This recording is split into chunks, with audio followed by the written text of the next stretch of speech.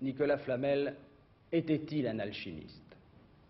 Les alchimistes avaient-ils le secret, avaient-ils le pouvoir de fabriquer de l'or? Nicolas Flamel a-t-il pu faire de l'or? Voilà les trois questions, et les trois questions qui s'appuient l'une sur l'autre que nous nous posons. Eh bien, pour tenter d'y répondre, notre tribunal de l'impossible a réuni d'abord un alchimiste et un chimiste. L'alchimiste, c'est Eugène Cancelier. Le chimiste, le professeur Kahn, qui est secrétaire général de l'Union rationaliste. Et puis, Henri Bach, qui est rédacteur de revues ésotériques et qui a longuement étudié l'histoire de Nicolas Flamel et d'autres alchimistes. Il y a Lucien Barnier, écrivain scientifique, et Alain Devoux. Eh bien, messieurs, je crois que, avant tout, ce qu'il faut, c'est savoir ce qu'est exactement l'alchimie. Et personne ne peut nous le dire mieux que M. Cancelier, qui est alchimiste. L'alchimie, pour répondre précisément à votre question, ce n'est pas ce que disent les encyclopédies, même les meilleures, ordinairement, à savoir que l'alchimiste fait de l'or, veut faire de l'or. Non. Le vrai but de l'alchimie, le but réel, l'unique, c'est la pierre philosophale. Mieux, la médecine universelle, une gemme qui a la vertu de lui assurer et d'assurer à l'alchimiste qui a réussi, donc qui est devenu adepte, de lui assurer l'existence au-delà des limites ordinaires de la vie humaine, et puis de lui assurer, de lui donner sur le champ, comme un don de Dieu, il faut bien dire, il faut bien donner l'expression, la connaissance totale, non pas seulement celle du passé, mais aussi de l'avenir. Est-ce que c'est pour vous la quête qui est la chose essentielle, ou bien est-ce que le fait tout de même de travailler une matière, de la travailler d'une manière régulière, de la travailler d'une manière manuelle, est aussi important que cette quête intérieure? Elles vont de pair. Il y a une communion, car l'alchimie ne va pas sans sa philosophie. Il doit y avoir une communion précisément très étroite de l'artiste et de sa matière, de l'alchimiste et de sa matière. Est-ce que vous êtes proche, pour vous, de ce résultat? De cette découverte? Oui, oui. Bien sûr, j'approche. La voie est simple, mais tout de même assez difficile à réaliser, surtout la coction. Car je travaille par voie sèche. Alors c'est la voie au creuset, ça n'est pas la voie au... Je vais vous demander quelle est la différence entre la voie sèche et la voie humide. Si eh bien, tout simplement celle-ci, à savoir que la voie sèche s'effectue dans des vaisseaux de terre. La voie humide s'opère dans les ballons, dans les instruments de verrerie, de verre. Et alors, comment? Je voulais simplement vous demander si ce travail, si cette quête vous remplissait d'une joie suffisante ou si vous attendiez nécessairement le résultat. Non, la joie est constante. C'est la joie de tous ceux-là qui cherchent, n'est-ce pas? C'est cette progression qui intervient heureusement, qui entretient l'espoir et avec l'espoir l'enthousiasme. C'est bien la loi pour tous les chercheurs, sinon nous ne continuerions pas. S'il n'y avait pas de loin en loin un encouragement, quelque chose qui vient vous dire « tu es dans la voie ». L'alchimiste qui est dans la bonne voie est en mesure de recueillir le rayonnement cosmique, si vous voulez, qui lui-même est composé de divers rayonnements, dans certaines conditions surtout, avec l'intervention de la Lune, en mesure de le recueillir, d'en constater la couleur et le poids, et non pas des traces, non pas des radiations, non pas de l'énergie déceler dans des chambres spéciales, tubes ou autres. Non, non, là, tout bonnement. Aussi, professeur Kahn a un langage qui me paraît assez particulier, un langage qui n'est certainement pas le langage du chimiste que vous êtes. Évidemment, c'est un langage qui est poétique, qui peut être émouvant, mais qui est susceptible de toute espèce d'interprétation. Le langage de la science, ça n'est peut-être pas exactement ce que disait, je crois bien, Condillac. La science est une langue bien faite. Mais c'est un domaine où l'on s'efforce de donner au terme une signification qui soit admise par tout le monde et qui ne soit pas sujette à fluctuation dans le cours même de la conversation. On se tient à quelque chose qui est robuste, qui est stable. Et ce qu'il en est de même lorsque nous parlons d'alchimie. Nous sommes dans un domaine où le symbole est roi. À telle enseigne que je suis fondé, moi, chimiste, à me demander à quel moment s'arrête la symbolique de l'alchimie. Et lorsque l'alchimiste nous dit qu'il a fabriqué ou que son confrère a fabriqué de l'or, s'agit-il bien de l'or que je connais, moi, que je manipule? Ne s'agirait-il pas de nouveau d'un symbole? Que depuis Gébert, tout au moins Hébert, on possède tous les moyens de vérifier les métaux précieux, quels qu'ils soient, même leur alliage, même leur titre. On connaît la coupellation depuis même l'Antiquité. La coupellation, un chimiste le sait, ne trompe pas. Or, quand on présentait un lingot transmué, recueilli, il était essayé. Et l'art de l'essayeur était poussé dans les temps anciens à un degré qu'on a tort d'avoir oublié. Alors, Lucien Barnier, à votre avis, est-ce qu'on peut fabriquer de l'or? Moi, voyez-vous, quand je pense à tout ce qu'il faut dépenser d'énergie pour faire voyager les neutrons qui vont représenter la différence qu'il y a entre un atome de mercure ou un atome de plomb et un atome d'or, quand je constate qu'aujourd'hui nous avons des machines qui pèsent des dizaines de milliers de tonnes, 40 000 tonnes, qui consomment autant d'électricité que l'ensemble de la région parisienne pendant quelques instants, qui mesurent, comme c'est le cas de l'accélérateur de particules de Stanford aux États-Unis, près de 3 km de longueur, et que on pourrait, à la rigueur, et pas d'une manière délibérée, avec quelques tâtonnements, fabriquer de l'or, avec ces machines colossales qui vraiment, elles, opèrent un grand chambardement au sein de l'atome. Et on ne le fait pas. On ne le fait pas parce que ce serait de l'or qui coûterait beaucoup plus cher que celui que l'on extrait de l'Oural ou de l'Afrique du Sud. Alors, quel est pour vous, professeur Kahn, l'héritage que le chimiste a reçu de l'alchimiste? Y en a-t-il un? Il y en a un, évidemment. On ne manipule pas pendant des siècles et des siècles sans qu'il ne se décante quelque chose.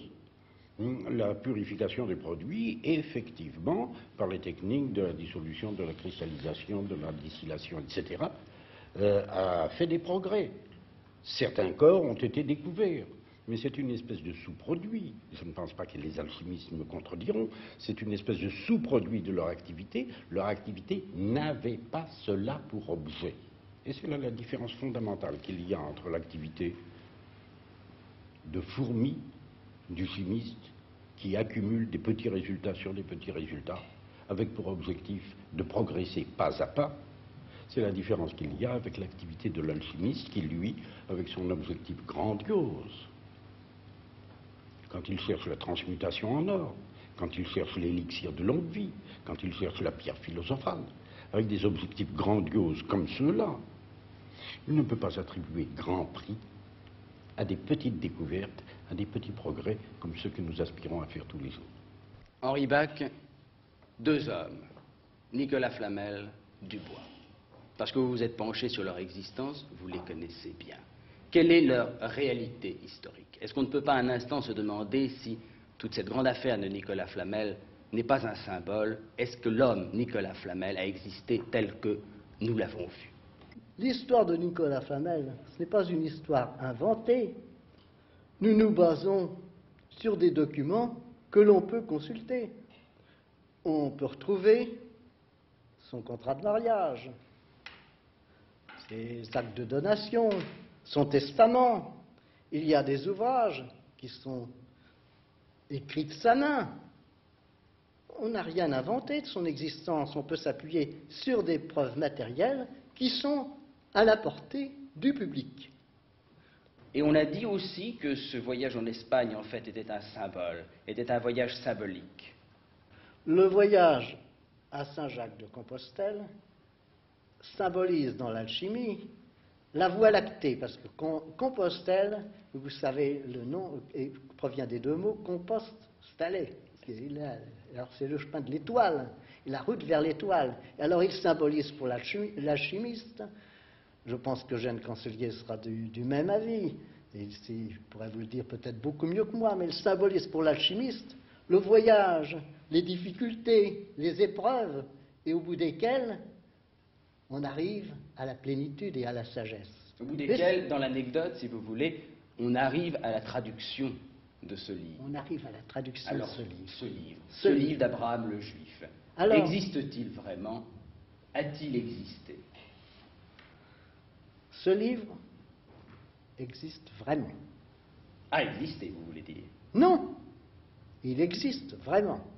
Encore aujourd'hui? Encore aujourd'hui, et je peux être d'autant plus affirmatif que ce livre, je sais où il est. Je l'ai vu de mes yeux. Il était, et il est toujours entre les mains d'un homme averti et d'un homme qui est très sage. Et si, après bien des difficultés, j'ai obtenu de lui l'autorisation de voir le livre, c'est en lui donnant l'assurance de ne rien révéler. A-t-on des preuves aussi de cette intervention de Richelieu dans le destin du livre d'Abraham le Juif? Nous avons une preuve tout à fait tangible, une preuve incontestable. Le 6 décembre 1961, il y a eu à l'hôtel de Rouen une vente aux enchères publiques de documents qui ont été expertisés par les plus grands experts. Et parmi ces documents, il y avait le rapport de Richelieu sur l'affaire du bois.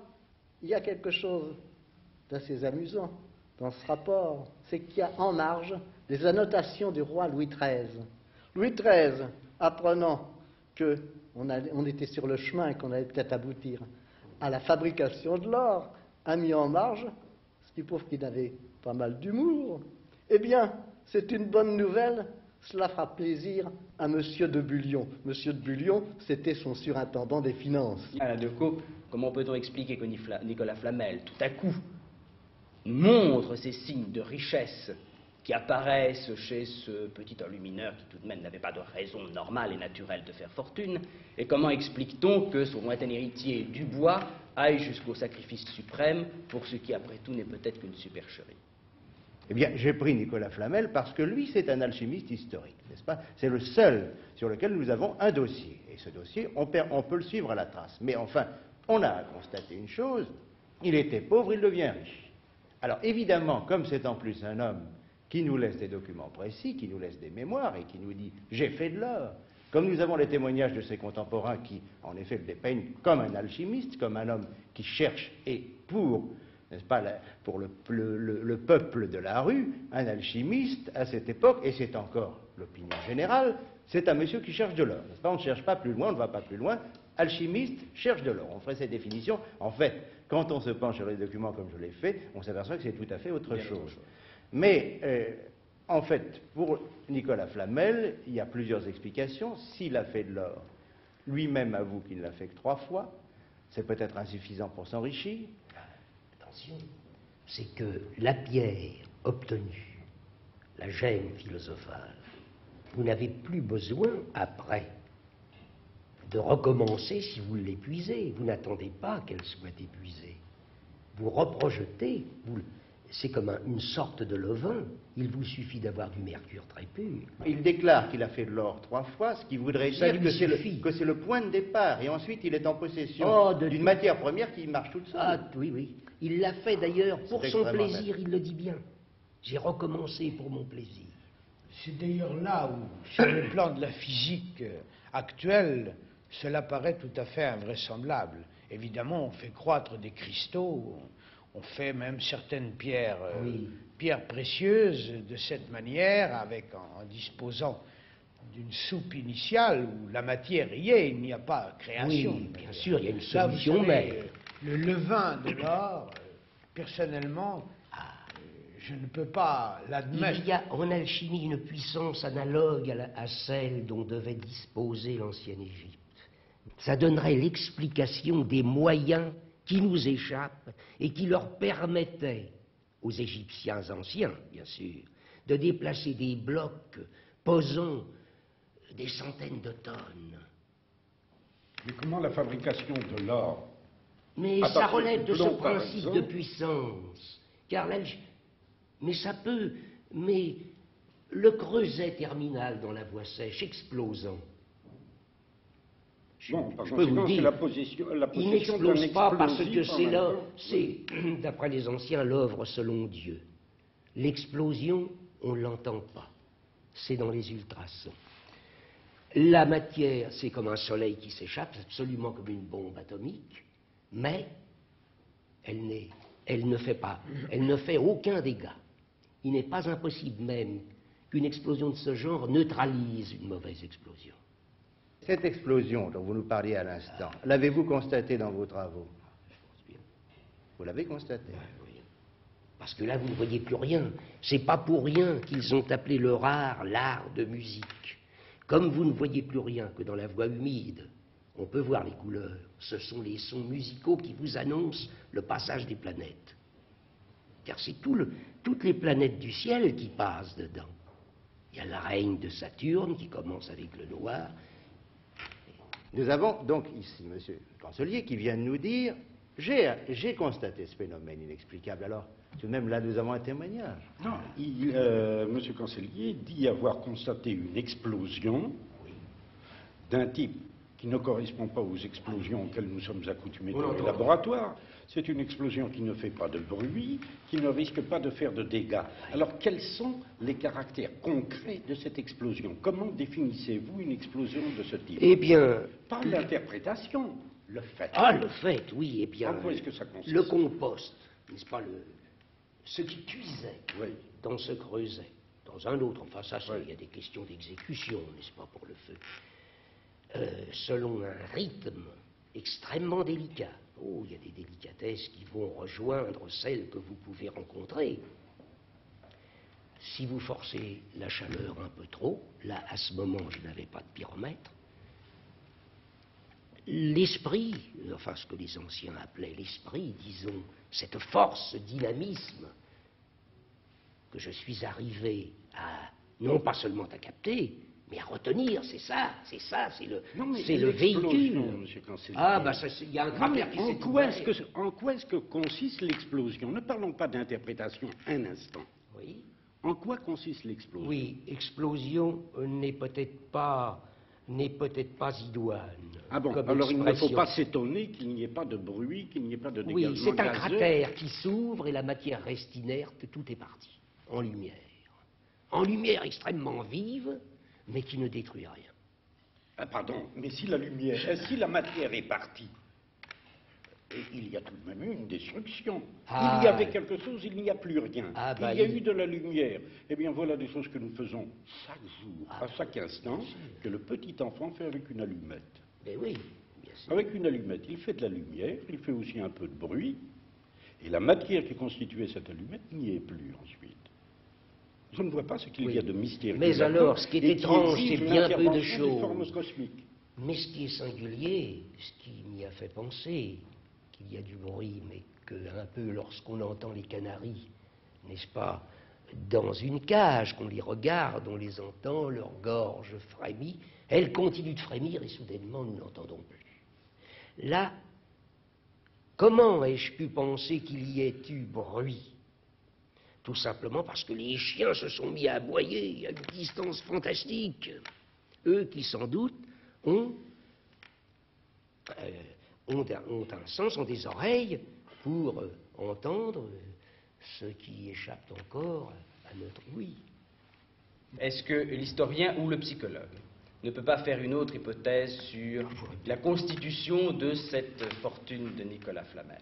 Vraiment, c'est une hypothèse, parce qu'elle ne repose sur rien, elle a été formulée, je la rapporte comme telle.